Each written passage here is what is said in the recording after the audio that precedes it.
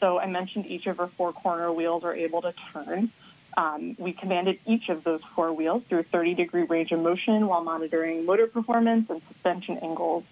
And it went really well, in certain cases better than we expected. We saw some performance that in some cases was better than we've seen on Earth driving in the Mars yard. And whether that's from the underlying terrain or, the Mars gravity, we're not entirely sure, but it worked beautifully. And we were so excited to move on to the first drive. So if we go to A3, you'll see what our first drive actually did yesterday. So our plan, which executed perfectly, was to first drive 4 meters forward, that's about 13 feet, make a 150-degree turn to the left, counterclockwise, and then back up about 2.5 meters, about 8 feet. And then during that drive, we took a pause to image the touchdown contact patch on the tires, so where the tires made contact, or the wheels, I should say, where the wheels made contact with the ground when we landed.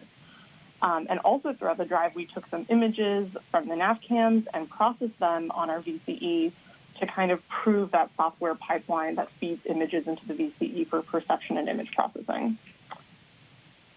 So our first drive went incredibly well. If we go to A4, you can see the wheel tracks that we left on Mars. I don't think I've ever been happier to see wheel tracks, and I've seen a lot of them.